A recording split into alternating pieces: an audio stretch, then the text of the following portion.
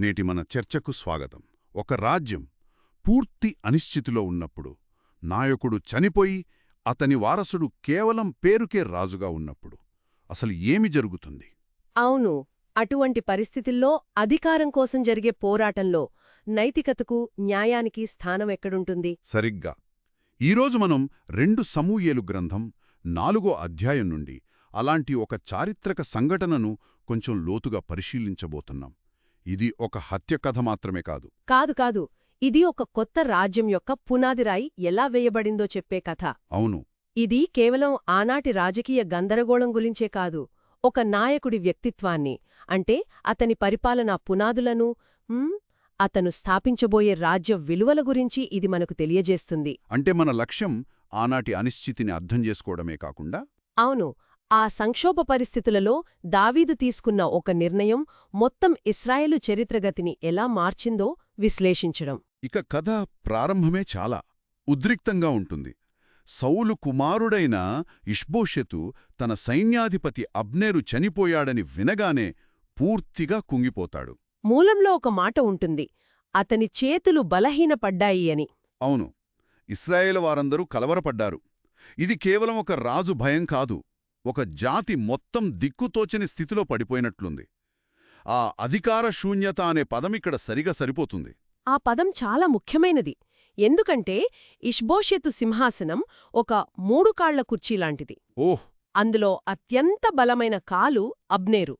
అతనే అసలైన శక్తి, సైనిక బలం, రాజకీయ చతురత. దావీదుతో సంధి చర్చలు జరిపింది కూడా అతనే కదా. నిజమే. ఇప్పుడా బలమైన కాలు విరిగిపోయింది. ఇష్బోషెతు కేవలం ఒక తోలుబొమ్మ. అబ్నేరు లేకపోవడంతో ఆ తోలుబొమ్మను ఆడించే సూత్రధారి లేడు. అంటే ఇలాంటి అధికార శూన్యత ఎప్పుడూ ప్రమాదకరమైనది. అది అవకాశవాదులకు, దురాశపరులకు ఒక బహిరంగ ఆహ్వానం లాంటిది. ఆ ఆహ్వానాన్ని అందుకుని 2 వ్యక్తులు తెరపైకొస్తారు. వాళ్ల పేర్లు బైనా మరియు రేకాబు. అవును, అంటే వారికి కొంత అధికారం, సైన్యంపై పట్టు ఉండే అవకాశముంది. కాని ఇక్కడ నన్ను ఆశ్చర్యపరిచే విషయం వారి గోత్రం. వారు బెన్యామీనీయులు. అదే, అంటే రాజు సౌలు యొక్క సొంత గోత్రం. అది వారి ద్రోహాన్ని మరింత తీవ్రంగా చేస్తుంది. సాధారణంగా ఒకే గోత్రానికి చెందినవారు తమ నాయకుడికి అత్యంత విశ్వాసపాత్రులుగా ఉంటారు. అది వారి గుర్తింపులో భాగం. కరెక్ట్. కాని ఇక్కడ వారు తమ సొంత గోత్రానికి చెందిన రాజును చంపడానికి సిద్ధపడ్డారు. ఇది కేవలం రాజకీయ హత్య కాదు, ఇది తమ సొంత కుటుంబాన్నే వెన్నుపోటు పడవడం లాంటిది. వారి చర్య వెనుక ఉన్నది కేవలం అధికారదాహమేనా, లేక ఇంకేమైనా ఉందా? అధికారదాహం మాత్రమే కాదు, బహుశా తీవ్రమైన అభద్రతాభావం కూడా కావచ్చు. అభద్రతాభావమా? అదెలా? మూలంలో ఒక చిన్న వివరముంది. వారు బేరోతీయులు, కాని గిత్తయేమునుకు పారిపోయి అక్కడ నివసిస్తున్నారు. అంటే వారు నిర్వాసితులు.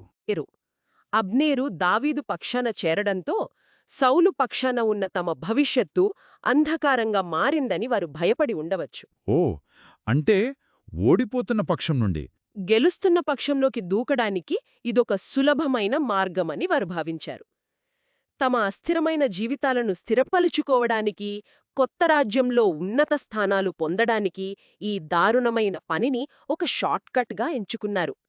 ఇది వారి ద్రోహం మాత్రమే కాదు, వారి నిస్సహాయతను కూడా సూచిస్తుంది.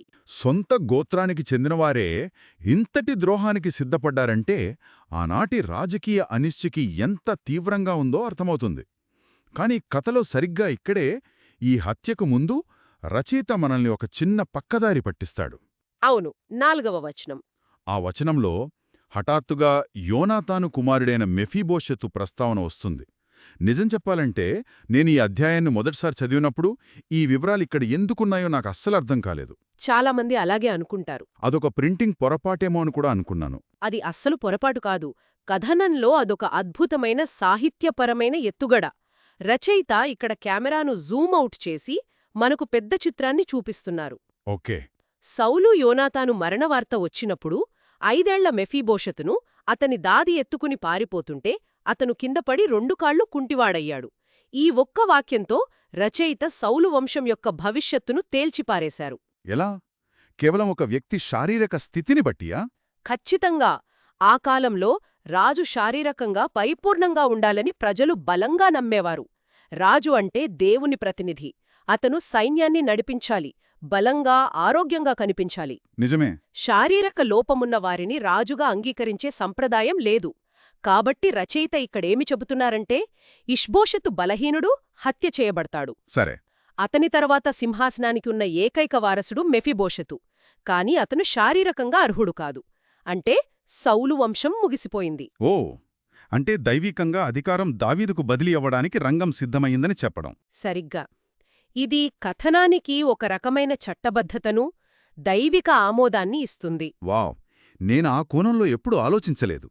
అది కేవలం ఒక విషాదకరమైన సంఘటన కాదు, అదొక రాజకీయ ప్రకటన. సరే, ఇక అసలు విషయానికి వద్దాం.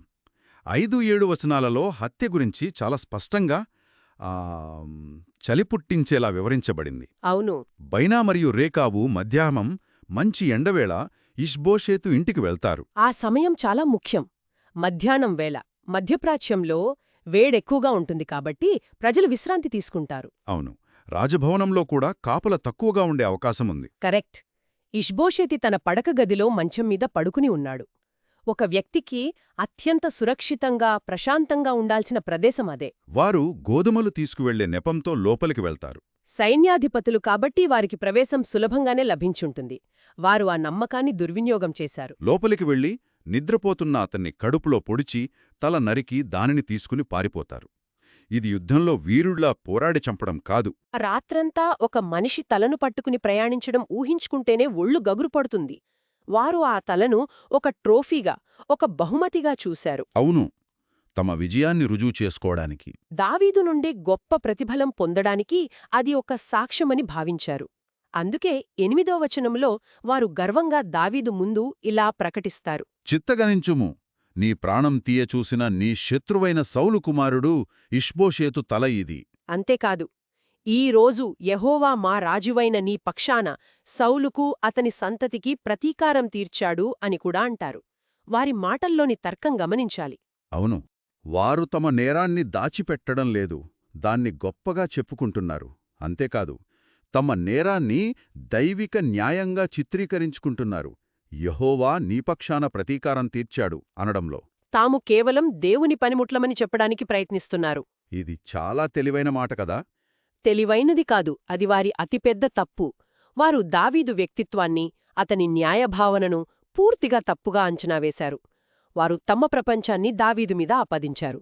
అంటే వారి దృష్టిలో అధికారమంటేనే కుట్రలు, హత్యలు, వెన్నుపోట్లు. తన దారికి అడ్డొచ్చిన శత్రువు చనిపోతే ఏ నాయకుడైనా సంతోషిస్తాడని, తమను హీరోలుగా చూస్తాడని వారు బలంగా నమ్మారు. దేవుని పేరును వాడితే దావీదును సులభంగా మెప్పించవచ్చని అనుకున్నారు. ఖచ్చితంగా. కాని దావీదు స్పందన వారు కలలో కూడా ఊహించనది. అతను సంతోషించడానికి బదులుగా వారికి గతాన్ని గుర్తుచేస్తాడు. అవును, సిక్లగులో జరిగిన సంఘటన.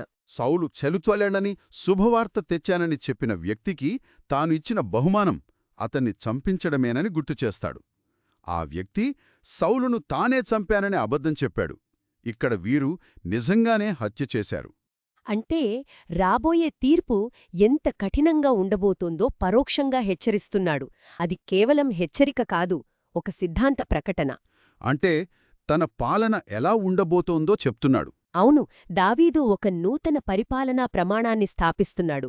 అంతకుముందు సౌలు పాలనలో వ్యక్తిగత కక్షలు, ప్రతీకారాలు రాజ్యమేలాయి.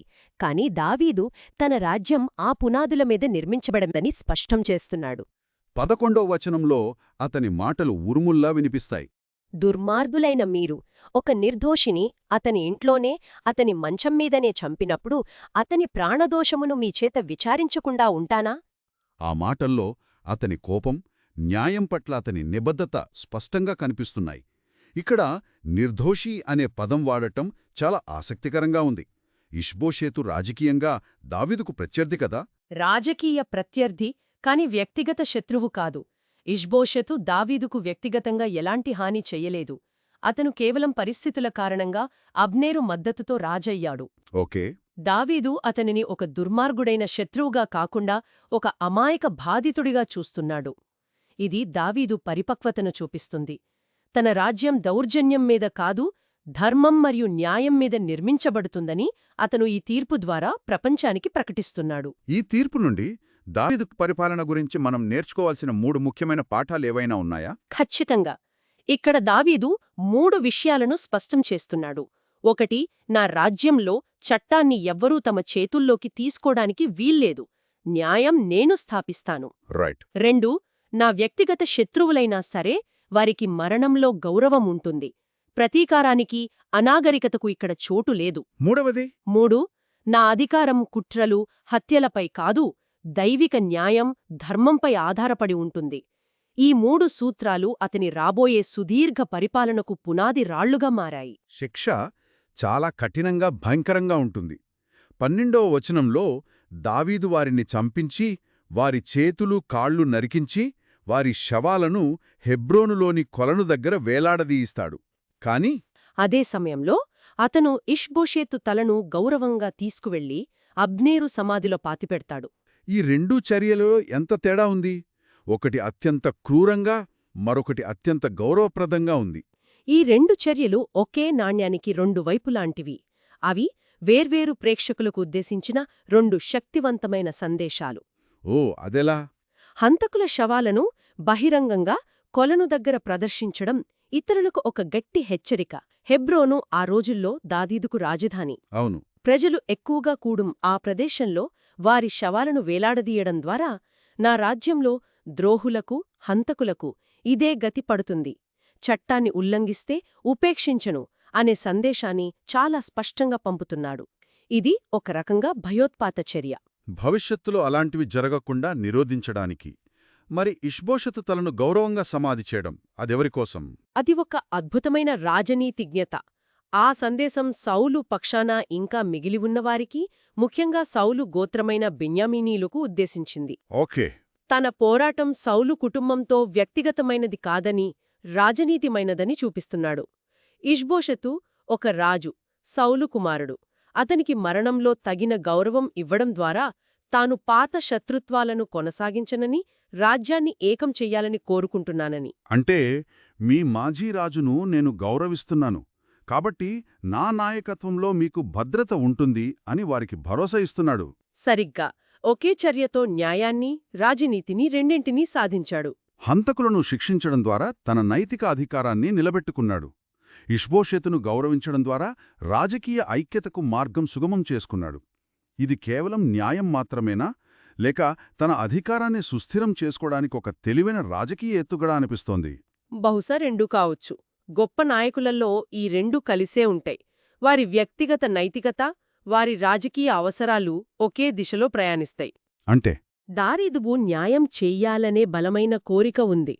అదే సమయంలో తన రాజ్యాన్ని స్థిరపరచాలనే రాజకీయ అవసరం కూడా ఉంది. ఈ సంఘటనలో ఆ 2 ఒకే చోట కలిశాయి. అందుకే ఈ తీర్పు అంత శక్తివంతంగా నిలిచిపోయింది. మరణంలో తన ప్రత్యర్థులను గౌరవణించడం ద్వారా దావీదు జీవించి ఉన్నవారి హృదయాలను గెలుచుకుంటున్నాడు. మరి ఈ కథ మనకు చివరిగా ఏం చెబుతోంది? భయంతో, అనిశ్చితితో నిండిన ఒక రాజ్యం నుండి న్యాయానికి ఒక కొత్త ప్రమాణాన్ని స్థాపించిన ఒక రాజు వరకు మనం చూశాం. రేకాబు, బైనా తమ చర్య ద్వారా దావీదును ప్రసన్నం చేసుకోవచ్చని అనుకున్నారు, కాని వారు పొరబడ్డారు. అవును, వారు అతని వ్యక్తిత్వాన్ని, అతన్ని విలువలను పూర్తిగా తప్పుగా అంచనా వేశారు. ఒక సంక్షోభ సమయంలో నాయకుడు ఎలా స్పందిస్తాడో అతని మొత్తం పాలనను నిర్వచిస్తుంది. నిజమే. దావీదు ఈ అవకాశాన్ని కేవలం అధికారాన్ని చేజికించుకోవడానికి వాడుకోలేదు. తాను ఎలాంటి అధికారాన్ని చెలాయించబోతున్నాడో, తన రాజ్యం యొక్క నైతిక పునాదులు ఎలా ఉండబోతున్నాయో చాలా స్పష్టంగా నిర్వచించాడు. అతను చట్టాన్ని తన చేతిలోకి తీసుకునేవారిని సహించనని, న్యాయం మాత్రమే అంతిమని నిరూపించాడు. ఈ కథ వింటున్నప్పుడు నాకు ఆలోచన వస్తుంది. చెప్పండి. ఆ హంతకులు, వాళ్ళు తాము దేవుని చిత్తాన్ని, దావీదు ఆశయాన్ని నెరవేరుస్తున్నామని నిజంగా నమ్మారు. యెహోవా నీ పక్షాన ప్రతీకారం తీర్చాడు అని వారు ఎంతో నమ్మకంతో చెప్పారు. అవును, తమ దారుణమైన చర్యను ఒక ఉన్నతమైన ఉద్దేశ్యంతో కప్పిపుచ్చుకోడానికి ప్రయత్నించారు. కరెక్ట్. ఇది మనల్ని ఆలోచింపజేసే ఒక ముఖ్యమైన ప్రశ్నను లేవనెత్తుతుంది. ప్రజలు తాము సరియైన పని చేస్తున్నామని, లేదా ఒక ఉన్నతమైన ఉద్దేశ్యం కోసం, దేవుని కోసం పనిచేస్తున్నామని నమ్మి ఎంత తరచుగా ఘోరమైన పనులకు పాల్పడతారు? మంచి ప్రశ్న. విధేయతకు, నేరానికి మధ్య గీత ఎక్కడ ఉంటుంది? ఆ గీతను గీసే అధికారం ఎవరికుంది? చరిత్రలో ఇలాంటి సంఘటనలు కోకొల్లలు. తమ చర్యలు ఒక గొప్ప లక్ష్యం కోసం అని నమ్మినప్పుడు మనుషులు ఎంతటి దారుణాలకైనా ఒడిగట్టగలరు. ఈ కథ ఆ ప్రమాదం గురించి మనల్ని హెచ్చరిస్తుంది.